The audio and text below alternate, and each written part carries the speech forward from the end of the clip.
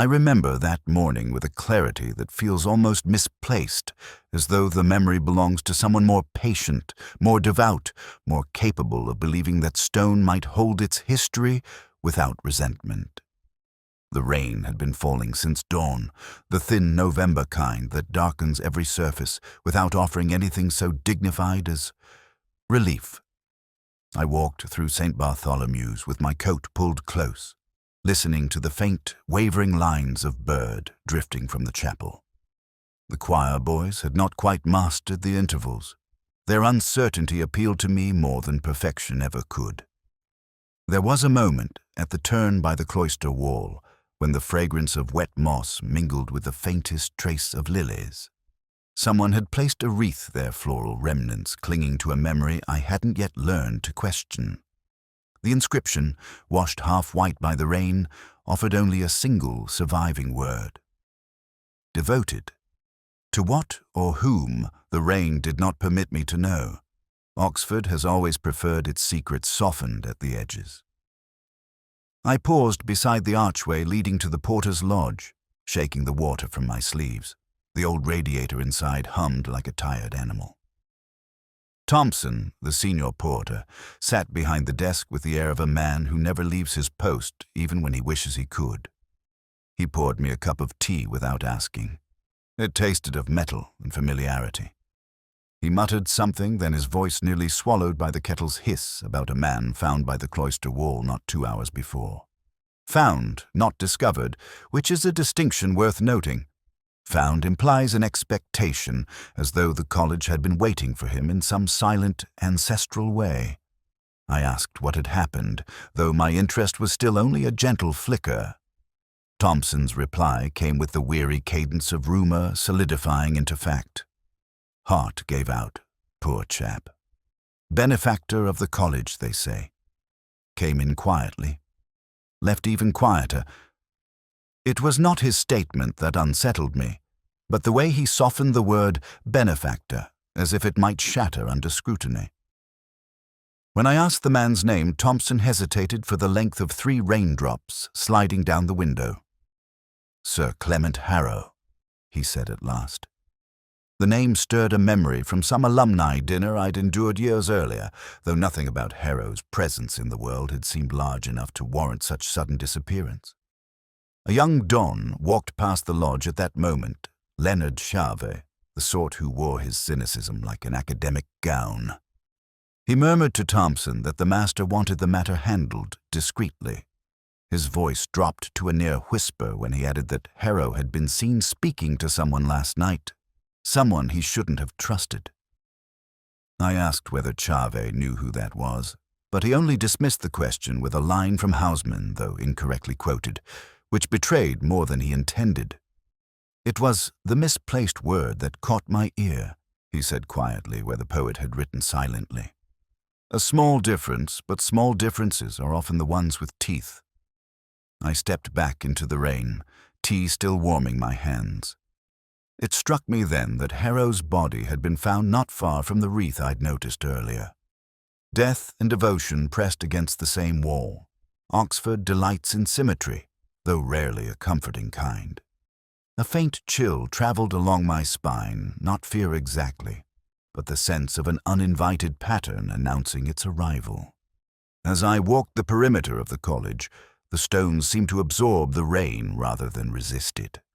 The smell rising from them carried hints of old manuscripts, paraffin, and the more elusive fragrance of lives layered upon one another until individual sorrows become communal ones. The kind of air that makes even a casual observer believe in ghosts. I paused beneath a mullioned window where candlelight trembled behind warped glass. Someone was awake far earlier than scholarship demanded. Or far later. It occurred to me, with the idle drift of thought that often precedes something more troubling, that benefactors rarely visit colleges unannounced and almost never alone. They are escorted, flattered, and managed. Harrow had come differently. He had carried his own raincoat, his own silence, and now his own absence. Crossing back toward the cloister, I noticed a footprint half dissolved at the edge of the lawn, a sharper indentation than the rain should have allowed. Someone had stood there long enough to make an impression the weather had not entirely been defeated. Not Harrow's. I suspected it faced the wrong direction. Something in its angle suggested the observer rather than the observed. I looked again at the wreath. Devoted. A word offering comfort to no one, and yet clinging stubbornly to the stone as though it refused to surrender its meaning. I left the college that morning with a thin ribbon of unease winding itself around my thoughts. I told myself it was nothing more than the melancholy of rain on old stone. But even then, beneath the half-drowned choir notes and the fading warmth of Thompson's tea, I sensed the beginning of something I could not yet name, something waiting patiently beyond the cloister wall. Lewis met me just after lunch, though the pale sky made the hour feel insincere. He stood beside the car park at St. Aldatis with the awkward stillness of a man rehearsing unwelcome facts. When he finally spoke, his voice carried that mixture of duty and reluctance I had come to recognize in him. Sir Clement Harrow, he said, had been pronounced dead shortly after 6 in the morning. No struggle, no witness, no reason beyond the smooth assertion of natural causes. Yet even Lewis admitted he felt something unaccounted for beneath the surface. We drove toward the college, the wipers scratching at the misted glass. Lewis explained that Harrow had arrived in Oxford the previous evening without informing a single member of the college. No driver, no assistant. A solitary train ticket still tucked in his coat. He had been found lying just beyond the cloister wall, as though he had tried to reach the gate but lacked the final gesture of resolve. I wondered what impulse guides a man of means to walk alone through damp streets, clutching nothing but his own intentions. At the porter's lodge, Thompson met us with that blend of deference and irritation familiar to anyone forced to relay half-formed truth. He described how the body had been discovered by a junior gardener, whose youth had not prepared him for the stillness of death. The gardener believed Harrow had collapsed while attempting to approach the college. Thompson added that Harrow carried a folded piece of paper in his coat pocket. "A poem," he said with a discomfited shrug. Lines neither he nor the gardener had dared to read fully. Lewis unfolded it now for my inspection. The handwriting was graceful, deliberate, almost ceremonial. A short piece, 4 lines, each containing a reference to walls, thresholds, and something left unsaid. One word had been crossed out so thoroughly that the paper showed signs of stress where the pen had pressed. I traced the indentation with my finger, sensing frustration rather than correction. It struck me that Harrow would not have defaced his own script. Someone else had handled this paper recently. Someone with a steady hand and a troubled certainty. We asked to see the route Harrow might have taken. The path from the station to the college was not long, but it was lonely at such an hour. The cobbles held the damp gloom of a night that had not entirely released its grip. As we walked, I found my attention drawn to a series of footprints near the cloister wall. These prints differed from the half-dissolved indentation I had noted the previous morning, yet they shared a similar pattern. An inward tilt, as though the person had hesitated rather than advanced. A detail easily dismissed, but not by me. Lewis mentioned that the master of the college had insisted on meeting us briefly. A request coated with the veneer of courtesy that often conceals desperation. We found him pacing inside his study, the smell of old vellum and extinguished candles settling around him like a cloak. He insisted the college bore no responsibility for Harrow's death. He added, somewhat too quickly, that Harrow had been due to meet no one. His phrasing caught my ear, the kind of brittle certainty that comes from repeating a line rehearsed in private. He attempted to steer the conversation toward Harrow's health, implying fragility, hinting at strain.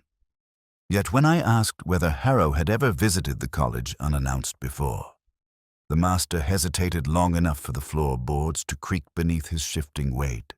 He said only that benefactors sometimes require solitude. The words floated between us like dust in still air, visible, suspended, ready to settle in ways no one desired. Lewis observed a small detail. Then the master's desk contained a visitor log, neatly ruled and meticulously maintained. Yesterday's page exhibited a faint indentation, the ghost of a line once written, then erased. Not scratched out, not overwritten, erased. A rare act in a college that worships the permanence of ink. The master saw where our attention had drifted and closed the ledger with a decisiveness bordering on panic. He insisted there had been no visitors the previous night. His voice strained under its own insistence. As we left his study, I felt the weight of the coded poem slip into new significance. A poem altered, a ledger erased, a benefactor arriving unnoticed, a body resting against ancient stone as though gently placed by memory itself. These things did not assemble into a complete picture, but they hinted at a geometry of intent. Walking once more beside the cloister wall, I felt the quiet pressure of a truth not yet shaped. Death, I have learned, often speaks first through what remains unspoken, and Harrow, even in silence, was beginning to whisper. I have often thought that Oxford's brilliance lies not in its scholarship, but in its talent for cultivating silence. Every college possesses its own manner of withholding, as though the stones themselves understand the advantage of restraint. St. Bartholomew's was no exception. When Lewis and I returned that afternoon, the corridors appeared to have tightened around their secrets, shrinking slightly with each step we took toward the senior common room. The air inside carried the faint aroma of old Madeira, forgotten sermons, and academic disappointment. Dr. Imogen Vale was the first to greet us, if one can call her poised stillness a greeting. She stood by the window with her hands folded lightly against her sleeves, the last of the daylight turning her profile into something carved rather than living. She spoke of Harrow with the kind of controlled fondness one reserves for benefactors whose interest is both flattering and burdensome. I sensed intelligence sharpened by self-discipline, a mind accustomed to correcting errors before they arise. When I mentioned the coded poem found in Harrow's pocket, she blinked precisely before asking whether it resembled the sort of meditative jottings he was known for.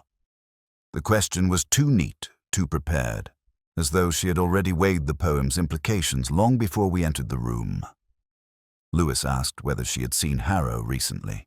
She answered no, but her tone suggested an unspoken qualification.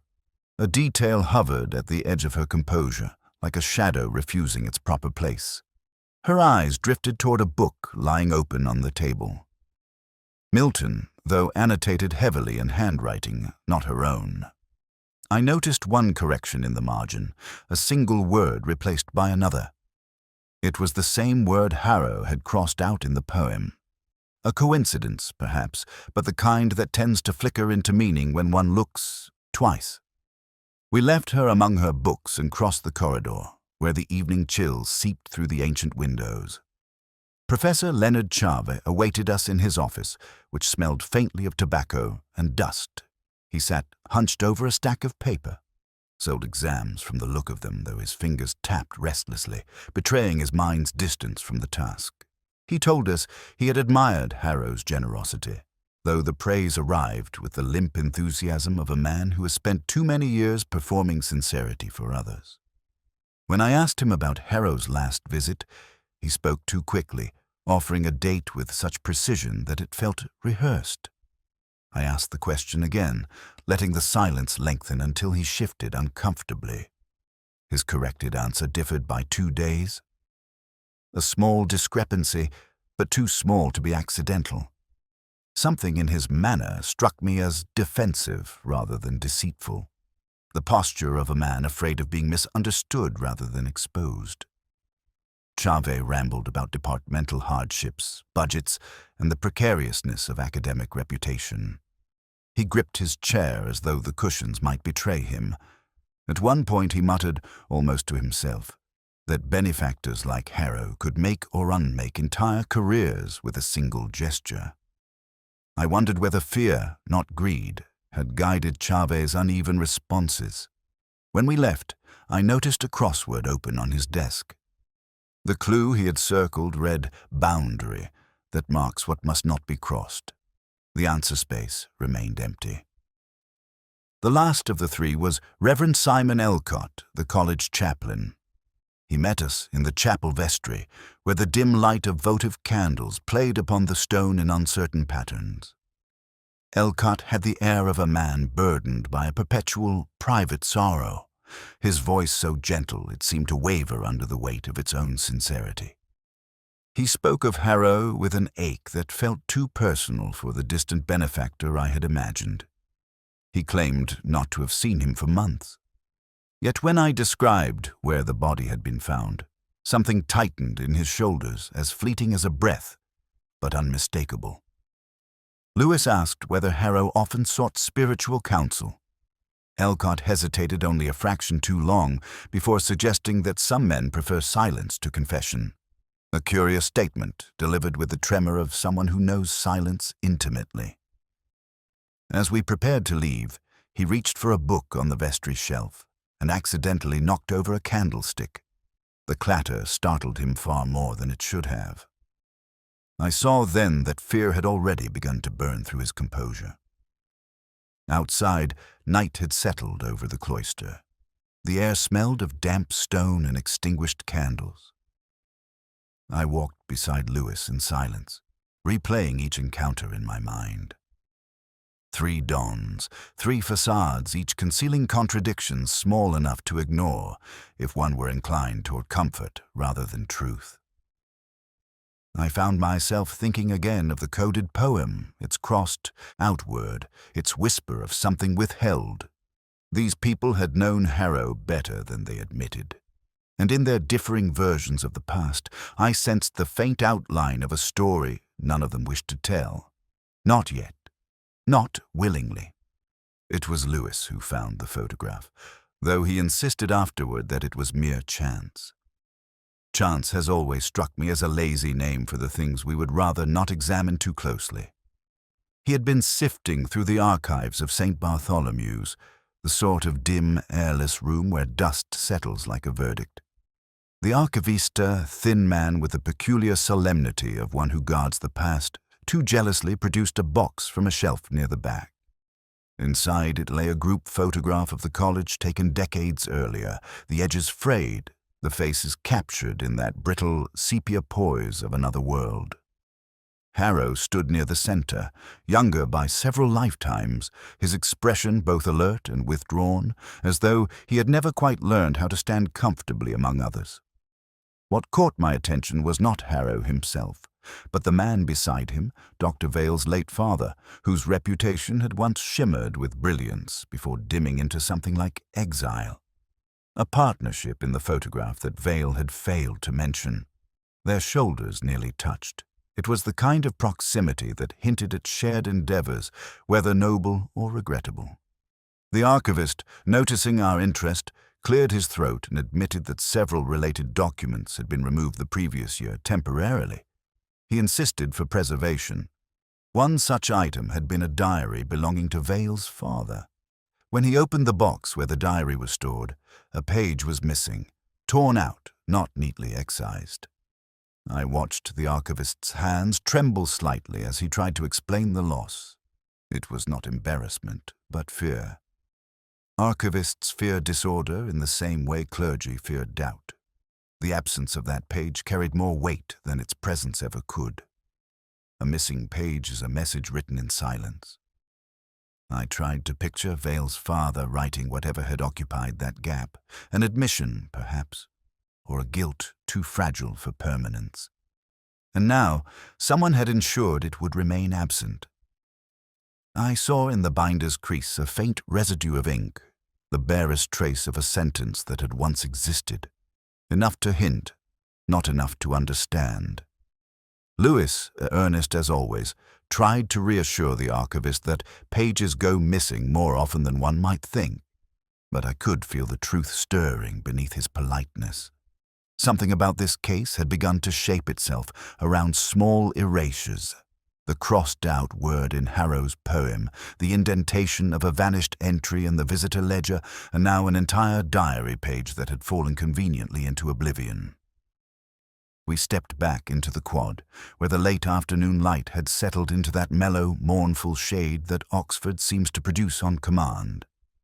The photograph felt heavier, my hand, than its weight could justify. The past, I thought, grows denser the more one tries to disturb it. Lewis asked why Vale might have hidden her father's connection to Harrow. I told him that people protect what they fear to lose, not what they hope to gain. Whether that protection was for herself or for a memory she could not bear to tarnish, I couldn't yet say. We brought the photograph to Vale's office. She was standing by the open window when we entered, her silhouette framed by the dusk like some figure painted centuries too late. When Lewis handed her the photograph, she reached for it with a composure that fooled neither of us.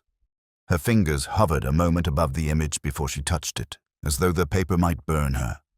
She claimed she had no memory of her father's friendship with Harrow. Her voice was steady, but her eyes flicked once toward the shelf where the annotated Milton rested. It was that glance, fleeting and unwilling, that told me she remembered far more than she said.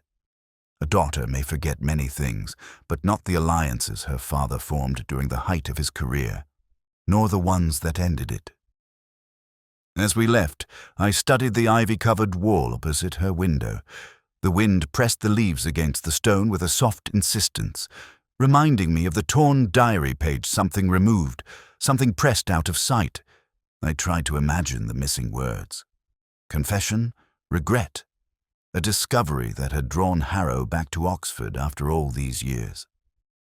Night deepened as we walked across the quad. For a moment, the photograph glimmered in the lamplight, and I noticed something I had overlooked earlier. Harrow's hand rested on Vale's father's shoulder, lightly, almost tentatively, but unmistakably. A gesture of trust or warning.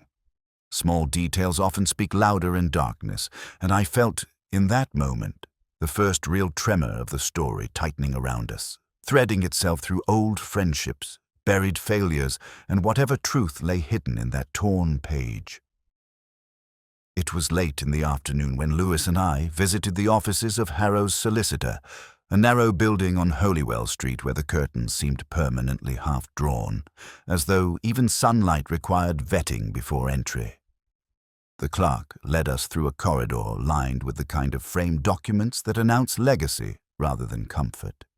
The solicitor himself, a tall, faintly desiccated man named Falcom, greeted us with the politeness of someone who has outlived the illusion of privacy.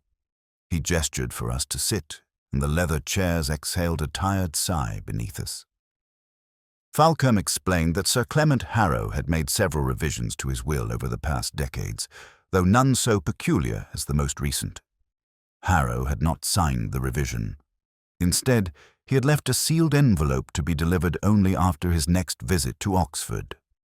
Inside, Falcom said, was the name of a beneficiary, someone connected to St. Bartholomew's.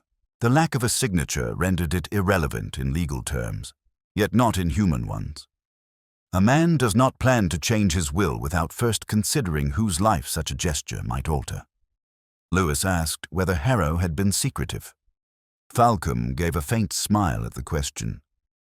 Benefactors, he said, do not conceal such matters from arrogance, but from habit.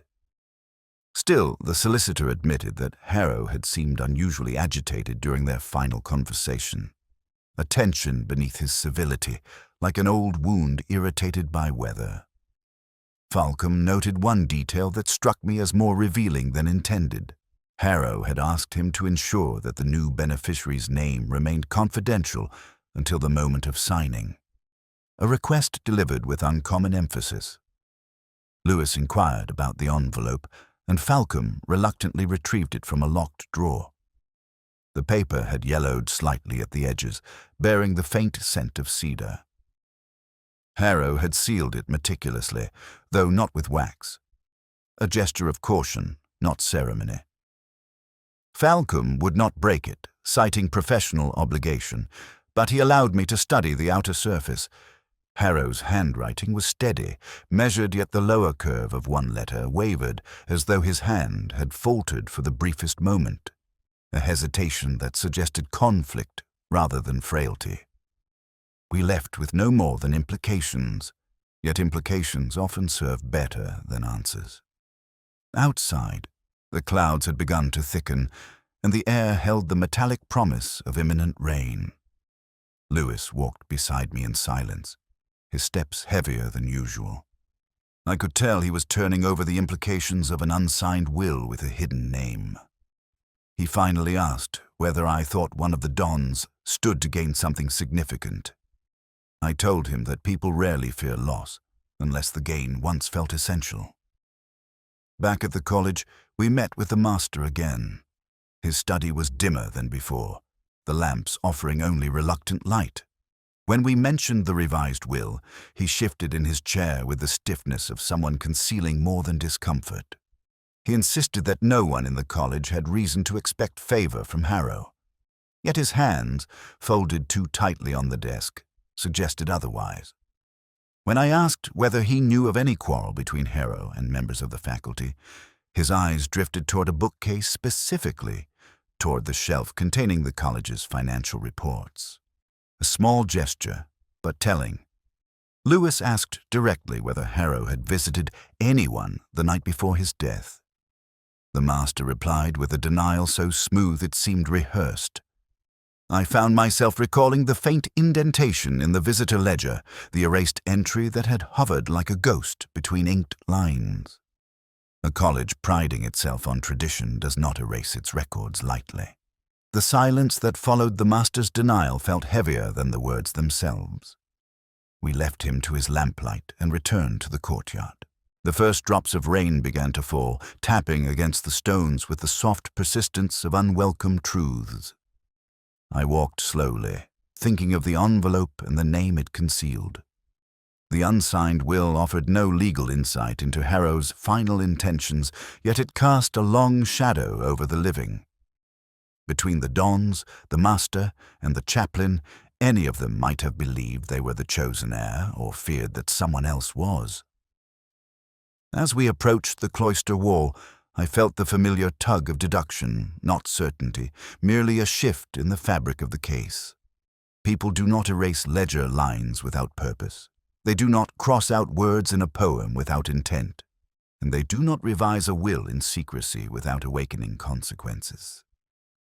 The rain intensified, softening the world to a blurred outline. I stood beneath the archway, listening to the water gather in the gutters, and realized that Harrow's final act had been neither charitable nor careless. It had been deliberate, and someone had wanted very much to stop him from completing it. The next morning arrived with a dull, pewter sky that seemed reluctant to grant distinction to anything beneath it. Oxford looked blurred, as though viewed through glass that had not been cleaned in years. Lewis and I walked toward the chapel at St. Bartholomew's, the stones beneath our feet slick from a night of persistent rain. The air smelled faintly of extinguished incense, the sort that lingers long after the last hymn has been sung. I've always found chapels both comforting and disquieting monuments to the hope that truth can be spoken aloud, and shrines to the many truths that never are. The junior porter, a nervous young man named Hollis, met us near the chapel steps. His hands twitched slightly, as though he were suppressing the impulse to remove his cap each time he addressed us. He claimed, in the tone of someone eager to be believed, that he had seen Harrow slip inside the chapel the night before his death.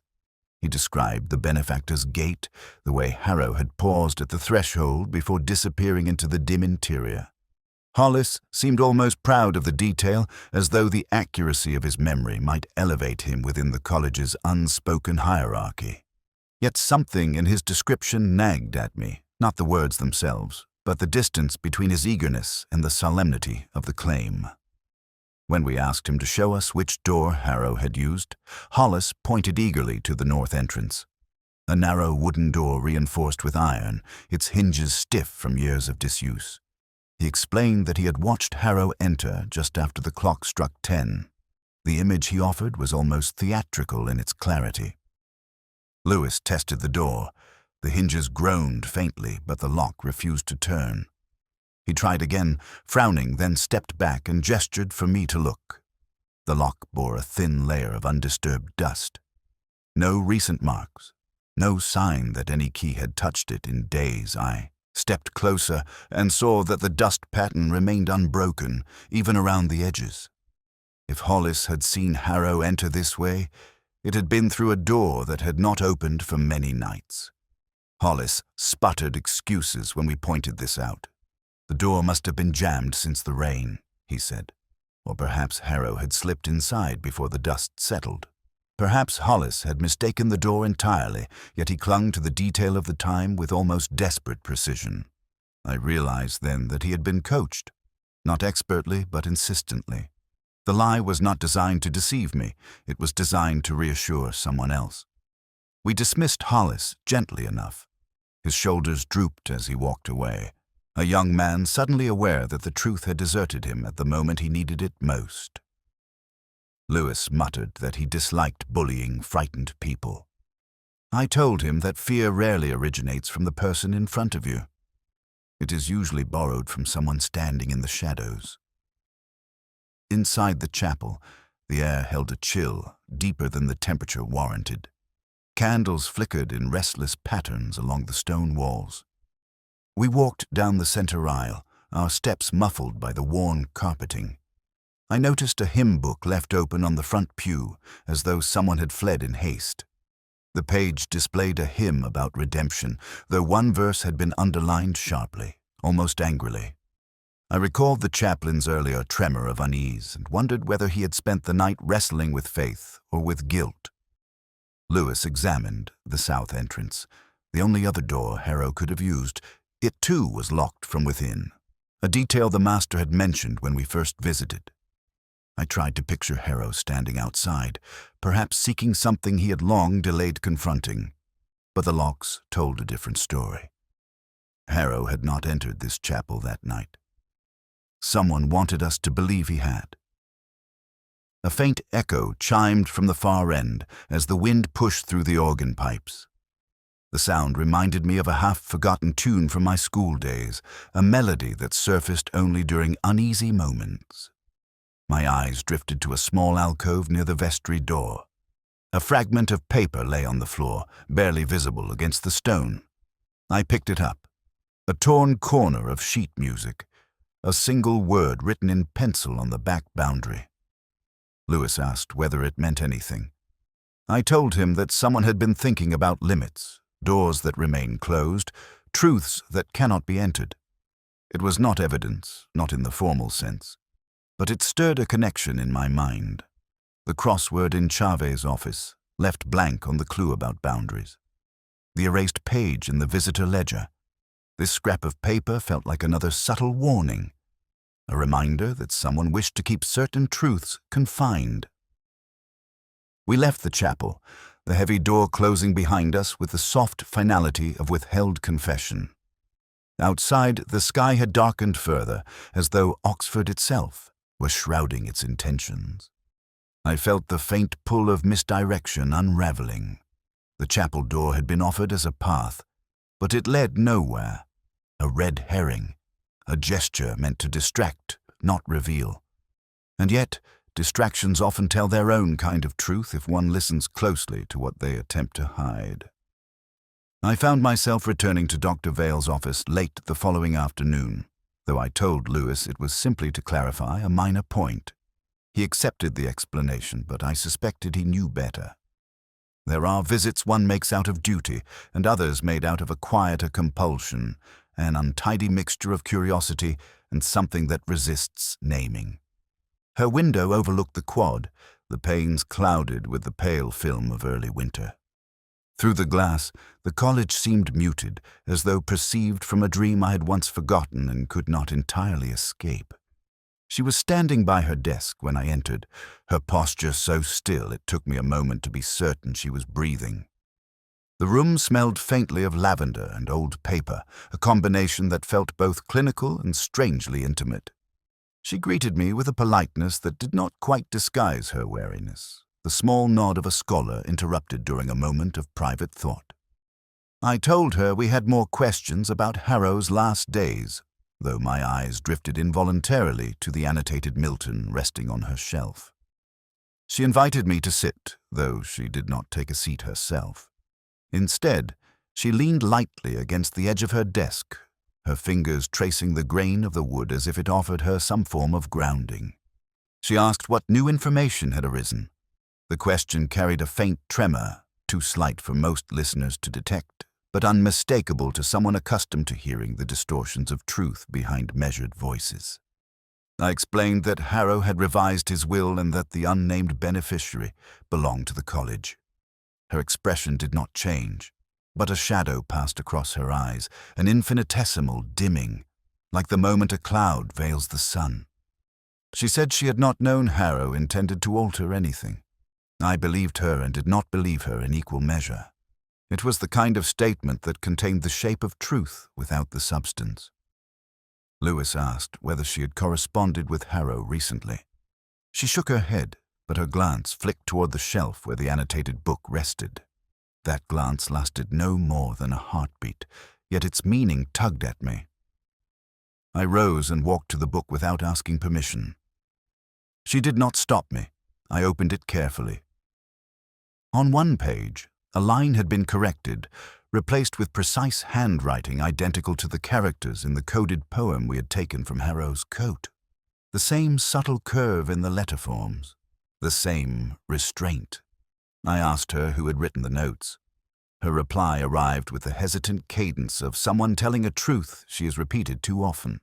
She claimed they were her father's annotations, made during the height of his academic zeal. She said it as though the words themselves were heavy, as though speaking of him might summon something she had tried to bury.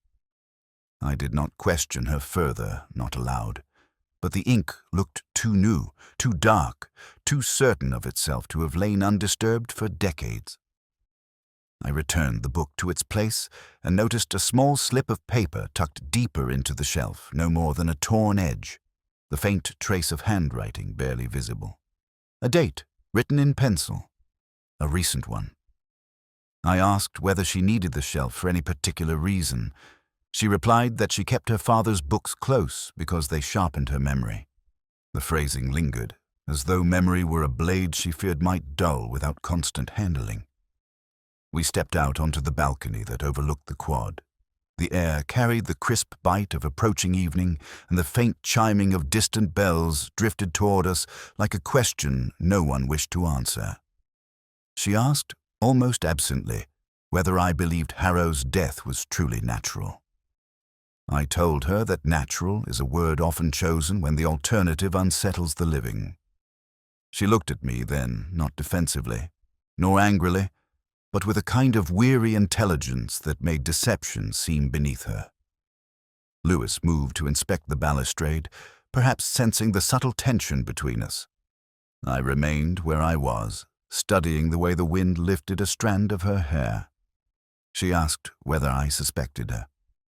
I said suspicion has a way of drifting toward those who understand a story too well. Her smile, if it was a smile lasting only a moment before vanishing into the gray. As we left, I glanced again at the annotated Milton. A single word had been altered with absolute certainty, the same word Harrow had crossed out so violently. That parallel tightened around my thoughts with quiet insistence. She had read the poem. She had read it closely, perhaps too closely. Walking away across the quad, I felt the familiar ache of a truth forming just beyond comprehension. The kind of truth that waits, patient and unresolved, until one is brave or foolish enough to look directly at it. It was just after dusk when Lewis and I returned to Professor Chave's rooms, though the hour felt much later. The corridors of St. Bartholomew had fallen into that peculiar evening quiet, too early for sleep, too late for company. A hush that seemed to cling to the walls like a second layer of stone. Chave answered the door with a stiffness that suggested he had been expecting us, though he attempted a weary smile as he gestured inside. His office smelled of pipe ash and the faint, bitter trace of coffee left cooling on the mantel. He apologized for the disorder, though the room was exactly as I had remembered it. Papers stacked in precarious towers, books open to forgotten pages, the slow decay of a man who had once cared more for scholarship than the illusion of it. He spoke before I could ask a question, insisting that there was nothing he could add about Harrow. His voice wavered in a way that made the denial seem almost tender. I waited, allowing the silence to settle just long enough for him to feel its pressure. He confessed then, first with reluctance, then with a strange kind of relief that Harrow had visited him in secret only a few days earlier. Not for academic discussion, not for charity, but because Chave had asked him for help. Financial help. He said the word help as though it were a confession of sin. He explained that his department was struggling, that promises had been made to him which the college had quietly withdrawn. Harrow, he believed, might intervene. Lewis glanced at me with the look he reserved for what he considered breakthroughs, and for a moment I felt myself drifting toward that same tempting conclusion. The desperate man, the benefactor who refused him, the confrontation that turned tragic. It was a story so familiar that one almost believed it had already been written in some drawer of forgotten casework. Chave spoke with such palpable shame that I felt the weight of it almost physically. He said he had met Harrow near the Cloister late that night. He said harsh words were exchanged. He said Harrow walked away from him with a finality that needed no punctuation. It would have fit neatly into the fragile shape of the investigation. Lewis, ever earnest, asked whether their argument had grown physical. Chave recoiled at the suggestion with unexpected vehemence.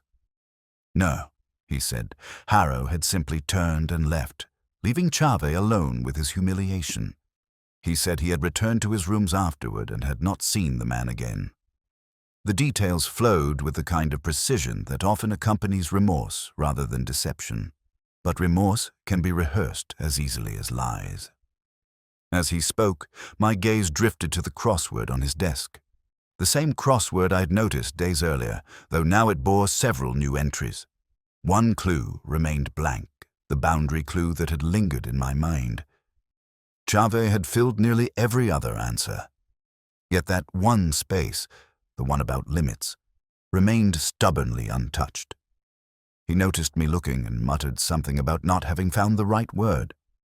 I wondered whether the clue had unsettled him in ways he could not articulate. I asked him to repeat the precise time of his meeting with Harrow.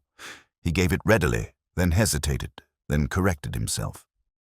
The same discrepancy as before, two versions of the story, neither aligning with the timeline we knew. And yet something in his hesitation felt less like evasion than the weariness of a man who had rehearsed his guilt more often than the truth. He kept glancing toward the window, as though hoping the darkness outside might swallow the conversation before it finished. Lewis pressed him about the chapel door, about the porter's mistaken claim, about whether he had seen anyone else near the Cloister. Chave shook his head, but the gesture came too slowly.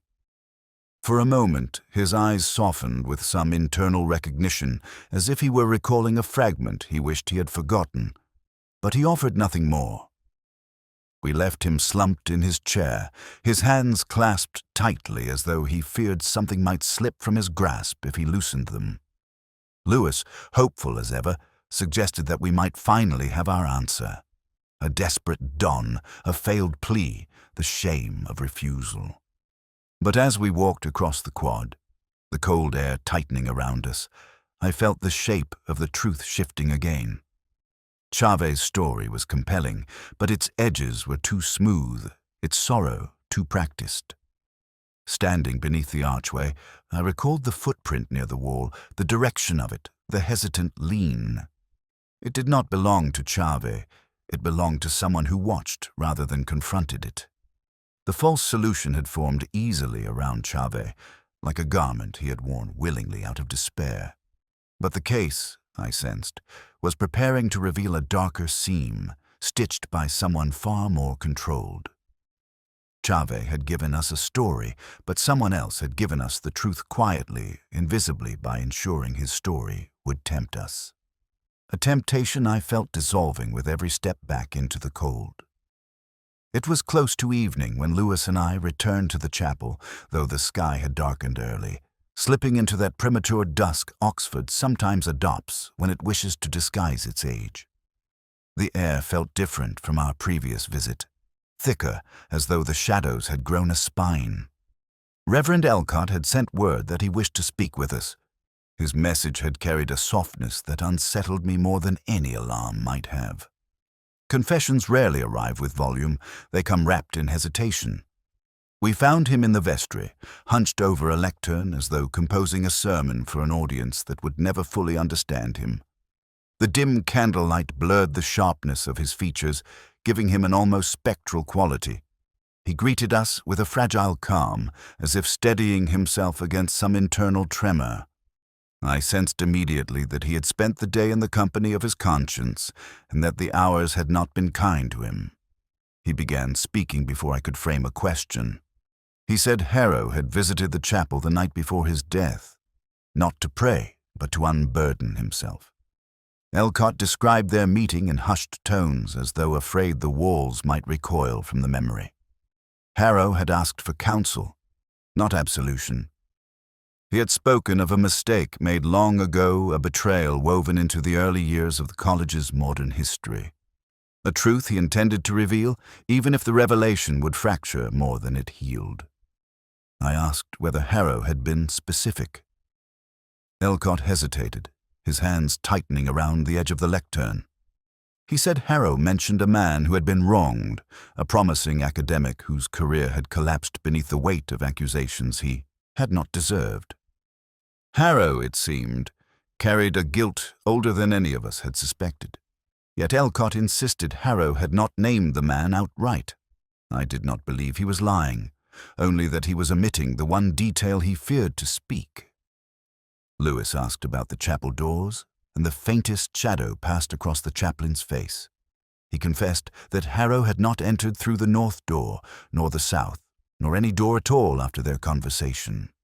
He had left through the vestry into the Cloister garden, determined to confront a truth he had postponed for decades. When we asked why he had not shared this earlier, Elcott looked at us with the expression of a man who had grown too acquainted with his own frailty. He said he had wanted to protect the dead from scandal, not realizing the living had already begun to fracture. As he spoke, my eyes drifted across the vestry. On the table lay a hymnal open to a page I had not noticed before. A verse had been underlined deliberately, almost painfully so. A line about the weight of secrets carried in silence. I pointed to it. Elcott flinched, admitting that he had marked it during the night, unable to sleep under the burden of Harrow's final confidence. The page trembled slightly as though responding to the draft, but I knew it trembled because his hand had not yet ceased shaking. I asked him what time Harrow had left. The chaplain answered immediately. "Midnight," he said. A clean answer, a practiced answer, yet one that rang hollow. Midnight offers a symmetry people often cling to when their memories are disordered. I pressed him gently, and he faltered. He admitted Harrow had left earlier. Much earlier, perhaps close to 10. Perhaps even before the clock had finished striking. The lie had not been intended to deceive us, but to shield him from responsibility. Elcott believed he should have accompanied Harrow into the darkness. He did not say so, but the grief in his posture revealed the omission. Lewis asked whether Harrow had seemed afraid. Elcott shook his head. "Not afraid," he said, "resolved." As though he had finally reached the place where truth outweighed consequence. It was then that I understood the nature of Harrow's visit, not the desperation of a man cornered by guilt, but the solemnity of one preparing to unmask a long-buried injustice. An injustice that touched Vale's father, though the chaplain still refused to utter the connection aloud. I thanked him quietly. As we turned to leave, the chapel bells began to toll, their sound resonating with a somber clarity that seemed to cut through the vestry's hushed air. I felt the faint ache of something shifting, some small detail lifting its head within the scattered fragments of the case. The underlined hymn, the altered times, the burdened conscience. Outside, the night had deepened fully, the cloister lit only by the faint glow of lanterns that flickered in the wind. Lewis walked ahead, but I lingered beneath the archway. Harrow had passed this way in his final hour, not in fear, but in purpose. And somewhere within the college, that purpose had met resistance strong enough to silence it.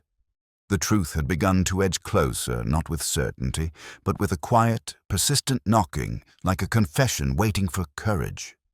There are moments in an investigation when the air itself seems to shift, quietly, decisively, before the mind can follow. That evening, as Lewis and I crossed the dim courtyard, I felt such a shift settle over me like a fine layer of frost. The college's lanterns had been lit, their glow trembling in the wind, and the cloister wall loomed ahead with an authority that made the stones appear almost sentient. I realized then that the answer we sought had been waiting there from the beginning, silent as a reprimand. Lewis asked what troubled me. I told him nothing, though the word felt dishonest even before it left my tongue. My thoughts wandered back to Harrow's poem, the crossed-out word, the odd symmetry of the wreath, the erased ledger, the underlined hymn, the midnight confession recast as an earlier hour. Each fragment had drifted through the case like a leaf caught in uncertain currents, but now they began tentatively, reluctantly, to align. We stopped near the cloister wall where Harrow's body had been found. Rain had darkened the stone, giving it the appearance of bruised skin. A thin ribbon of ivy clung to the mortar as though unwilling to release its hold. I touched the surface, feeling the cold seep through my fingertips. A memory stirred the wreath from the first morning, its inscription half lost to the weather devoted. A stray word surviving the wash of rain, a word chosen with intent.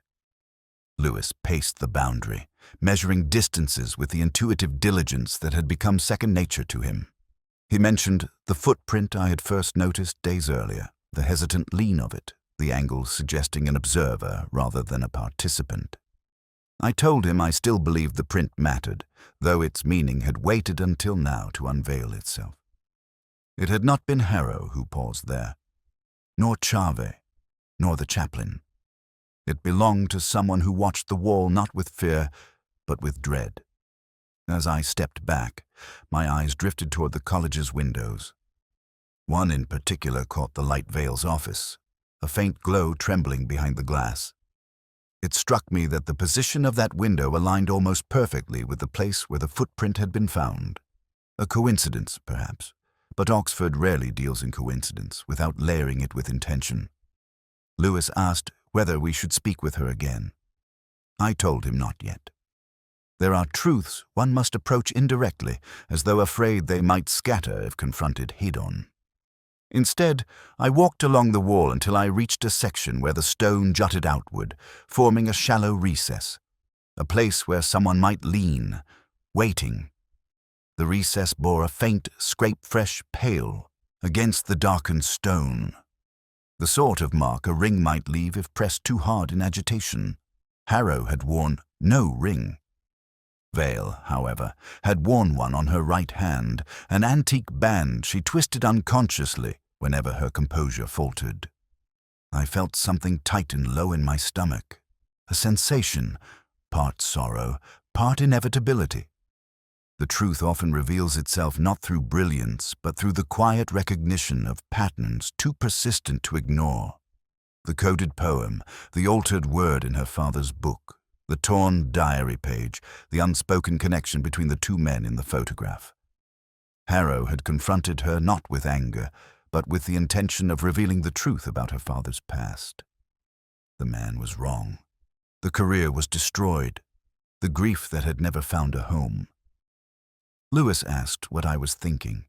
I told him carefully that Harrow had come to Oxford to right a very old wrong. But for some, truth is not a remedy. For some, it is a threat. He remained silent, which I appreciated. Silence can be kinder than sympathy. A faint breeze stirred then, carrying with it the scent of cold stone and something more elusive. An echo of voices from the chapel, perhaps, or merely the imagination of a tired mind. But at that moment, I recalled the missing diary page. Someone had tried to remove not just the past, but the record of its damage. A daughter, perhaps, trying to protect a legacy built on fault. I pictured Vale standing here in the half-light, her mind rehearsing every possible future that might collapse beneath the truth Harrow intended to unveil. We walked the perimeter once more, slower this time, allowing the night to settle around us. Every detail felt heavier, as though gravity itself had chosen this place to anchor its attention. I told Lewis that truth, when withheld too long, begins to leak through the smallest fissures. He nodded, and the gesture seemed to age him slightly. As we prepared to leave, I turned back to the cloister wall one final time. The lanterns cast long shadows across the stone, and in that interplay of light and darkness, I saw the faint outline of what had happened. Not murder in the theatrical sense, no struggle, no weapon, no malice sharpened into violence, but a confrontation turned tragic by the weight of fear. A push, perhaps born of panic rather than hatred. A man falling against an unforgiving wall. A life ending not by intent, but by dread. The truth had drawn its first full breath. And though I could not yet speak it aloud, its shape pressed against my thoughts with the quiet insistence of something long denied. Beyond the cloister wall, the past had finally stirred, and in its awakening, it had claimed more than one life.